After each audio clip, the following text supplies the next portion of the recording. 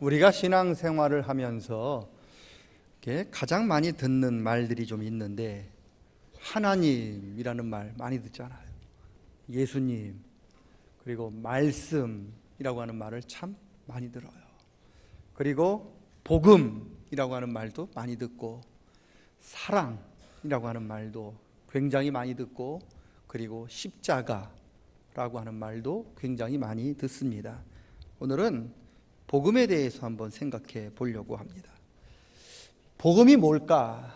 복음, 말 그대로 복된 소리라고 하는 뜻이잖아요. 복된 소리. 성경의 원뜻도 복음은 복된 소식입니다. 그러면 무엇이 복된 소리요? 어떤 소리가 복된 소식이냐? 몸이 아프신 분들에게는 건강이 복음이죠. 그리고 좀 물질로 힘들어 하시는 분들에게는 물질이 복음입니다. 그리고 인간관계 때문에 좀 힘들어 하시는 분들은 원만한 인간관계 소통이 복음입니다. 이처럼 사람들마다 자기가 듣고 싶어 하는, 그리고 자기가 처한 환경에 따라서 복음이 다 다릅니다. 건강한 사람은요, 건강이 복음이 아니에요. 건강한 사람은 건강이 당연하다고 생각해요. 그분들에게 건강 이야기해봐야 별 관심이 없습니다. 몸이 굉장히 아파봐야, 거의 죽을 가까워야, 야, 건강이 참 복음이었구나, 그때 깨닫는 거죠. 부유한 사람은요, 물질이 복음이 아니에요. 그들은 그 당연하다고 생각을 해요. 정말로 물질 때문에 정말 고생해보고, 물질 때문에 힘들어보고, 물질 때문에 자존심이 꺾여봐야 참 물질이 복음이구나, 그제서야 깨닫게 되는 거죠. 바른 길을 가고 있는 바른 자녀를 둔 부모님들은요, 자녀들이 아침에 학교 가고 저녁 때 학교 끝나고 와서 도서실 가고 공부하는 거, 그게 당연하다고 생각을 해요. 그게 복음이 아니에요. 자녀가 그릇된 길로 가보고, 좀 못된 친구 만나서 좀 이상한 짓도 해보는 그런 일들을 경험해 봐야, 야, 자녀가 바른 길로 가는 게 복음이구나 깨닫게 되는 거죠. 어떤 부모는요, 자녀가 바른 길로만 갈 수 있다면 자기가 가진 거 다 포기하고 심지어 내 목숨까지도 내놓을 수 있습니다, 그렇게 이야기하는 부모님도 제가 본 적이 있습니다. 다 맞는 말이죠. 건강이 복음이 될 수 있고, 물질이 복음이 될 수 있고, 그리고 자녀의 형통함 다 복음이 될 수 있습니다. 우리가 바라고 꿈꾸는 복음일 수 있습니다. 성도님들 가정에 금년, 아니 내년, 아니 앞으로도 여러분이 기도하는 모든 일들이 건강, 물질, 자녀의 형통함이 계속해서 넘칠 수 있기를 축복합니다. 그러면 지금 내가 이야기한 게 우리 기독교 복음의 전부냐? 아닙니다. 우리 기독교 복음의 전부는 아닙니다. 우리 기독교에 복음이 있다면 과연 뭐냐? 뭡니까? 우리 기독교의 복음은 십자가예요. 십자가. 예수님께서 십자가에서 피 흘리시면서 죽으신 것이 복음입니다. 왜 십자가가 복음이냐? 예수님께서 십자가 지심으로 저와 여러분이 구원을 받았기 때문이고요, 예수님께서 십자가에서 피 흘려 죽으심으로 말미암아 하나님의 심판받아 죽고 하나님의 심판받아 멸망해야 할 우리가 영생을 얻기 때문에 그렇습니다.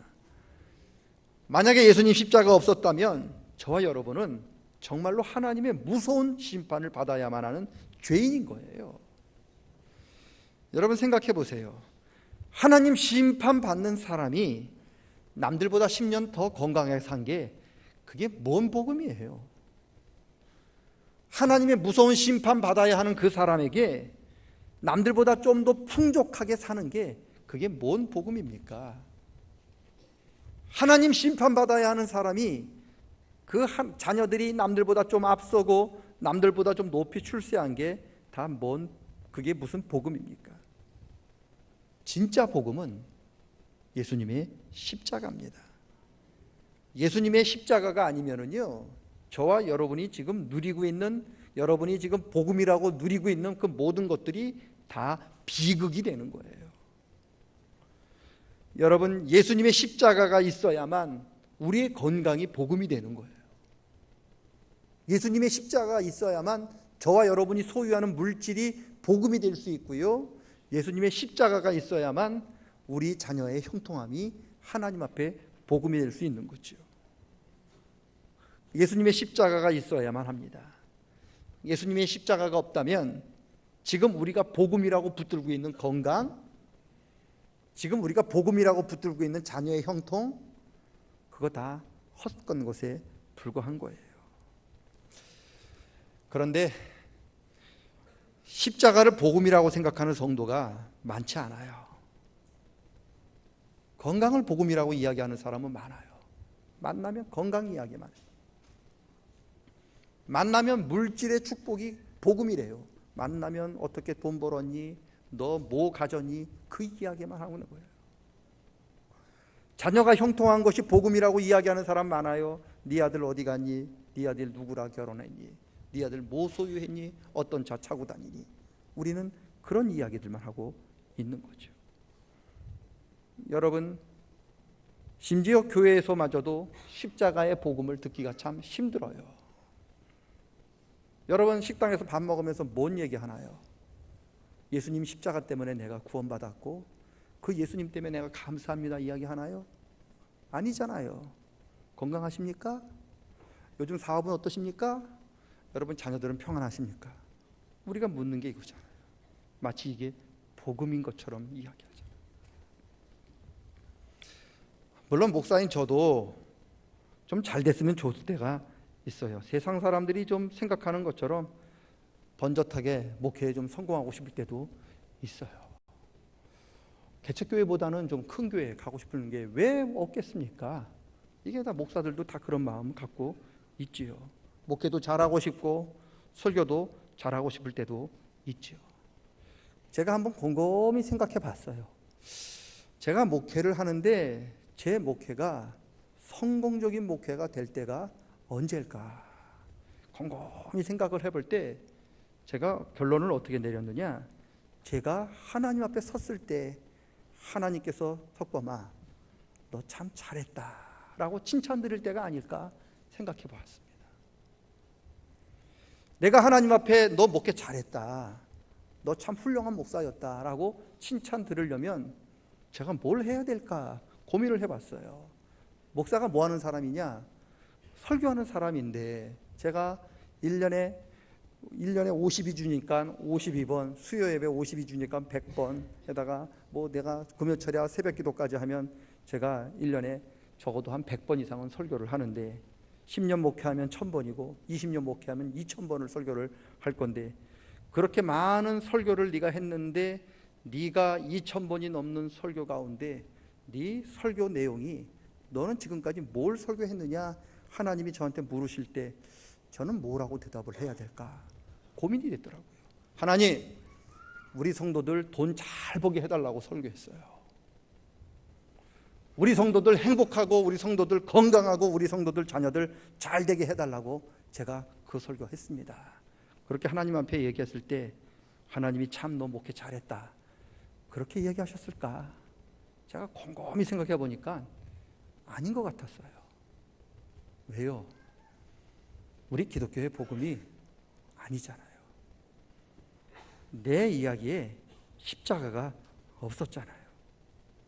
수천 번 설교를 해도 하나님이 원하시는 설교, 하나님이 원하시는 그 복음, 그 십자가가 없다면 과연 내가 하나님 앞에서 잘했다 칭찬받을 수 있을까? 그 생각이 들더라고요.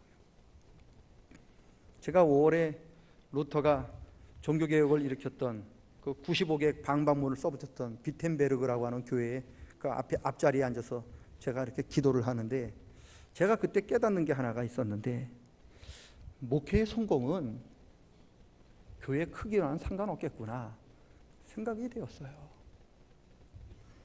목회의 크기는 성도들이 얼마나 많은 교회에 모이는가 그 상관없겠구나 생각이 들었습니다. 목회의 성공은 내 입에서 내가 섬기고 있는 교회에서 십자가의 복음의 은혜가, 십자가의 복음이 흐르고 있는가 그거에 달렸구나 제가 그것을 그때 깨닫게 되었습니다. 하나님께서 저를 목사로 세우신 것은 바로 십자가를 이야기하라고 세우신 게 아닐까 생각해 보았습니다. 여러분, 베드로 성당이 엄청난데 왜 하나님께서 그 베드로 성당 그렇게 지어놓은 거, 제가 수없이 많은 성당 가봤는데 정말 끝이 없는 성당이 있는데 왜 하나님께서는 그것을 못마땅하게 여기시고 왜 루터로 하여금 다시 새롭게 하라고 하는 종교개혁을 일으키셨느냐? 십자가가 없었기 때문에 그런 거죠. 여러분, 기독교의 복음은 십자가입니다. 그래서 제가 결단을 했어요. 십자가 설교를 좀 자주 해야겠구나. 그게 하나님이 저에게 원하시는 것이구나를 생각해 보게 되었습니다. 이게 저만의 이야기인가요? 아니에요. 성도님들 기도하시잖아요. 만약에 하나님께서 성도님들에게 야, 너 40년 50년 예수 믿으면서 나한테 기도를 많이 했는데 너 뭐 기도했니? 라고 물으시면 하나님 잘 살게 해달라고 기도했어요. 하나님 저 건강하게 해달라고 기도했고요. 자녀를 살게 해달라고 기도했어요. 그게 전부예요. 라고 이야기했다면 우리 하나님께서 과연 뭐라고 하실까?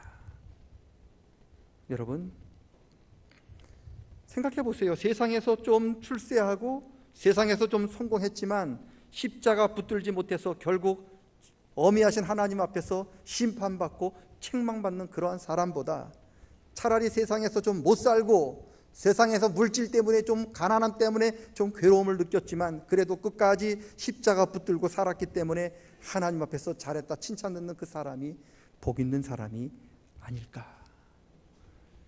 그게 복음입니다. 그래서 복음은요, 십자가입니다. 목사인 저도 십자가를 전해야 하고 성도님들은 복음인 십자가를 들으셔야 합니다. 때로는요, 저도 설교를 하면서 십자가 설교를 하면서 참 이게 될까라고 생각할 때가 너무나 많이 있습니다. 믿는 사람들, 믿는 저부터도 때로는 십자가의 그 도가 어리석게 보일 때가 있습니다. 그런데 오늘 하나님 말씀하십니다. 너는 십자가가 어리석게 보일지 모르지만, 우리는 십자가를 어리석게 볼지 모르지만 하나님께서는 그 십자가를 통하여 하나님의 능력을 나타내신다. 그렇게 말씀하고 계십니다. 십자가 붙드시기를 축원합니다. 바로 이 십자가에 하나님의 능력이 나타나는 통로인 거예요. 십자가에 구원이 있고 십자가에 능력이 있고 십자가만이 복음입니다. 세상의 모든 것은 대체할 수 있어요. 대신할 수 있어요. 제가 죽으면 이 자리 빕니까? 아니요. 다른 훌륭한 목사님이 이 자리에 와서 설교할 수 있어요. 다 대체할 수 있어요. 그런데 이 세상에 그 무엇과도 바꿀 수 없고 대신할 수 없는 게 있는데 그게 바로 예수님의 십자가예요. 십자가를 무엇과 바꾸시겠어요? 십자가를 대신할 수 있는 게 무엇이 있겠습니까? 그래서 십자가가 복음인 겁니다. 여러분, 대신할 수 없는 것, 세상의 그 무엇과도 바꿀 수 없는 그 십자가 평생 붙잡을 수 있기를 축원합니다. 십자가 붙드십시오. 미련해 보이지만 그 십자가를 통해서 하나님의 그 놀라운 지혜와 하나님의 능력이 우리에게 나타날 줄로 믿습니다. 십자가가 복음입니다. 우리가 평생 붙잡아야 할 복음이라는 것을 늘 기억하시고 꼭 십자가 붙들고 살아갈 수 있기를 축원합니다.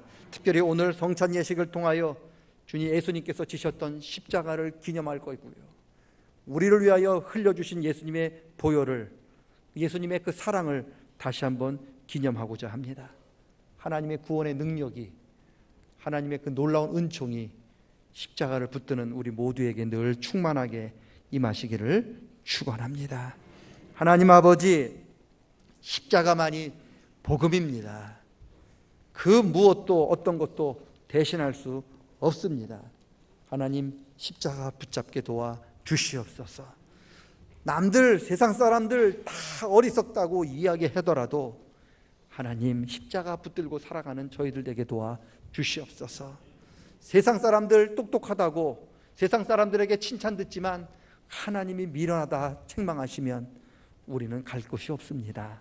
주여, 세상의 칭찬이 아닌 하나님께 인정받는 십자가 붙드는 저희들 되게 도와주시고, 복음 중에 복음인 십자가 끌어안고 십자가 지고 가는 삶을 살아갈 수 있도록 도와주시옵소서.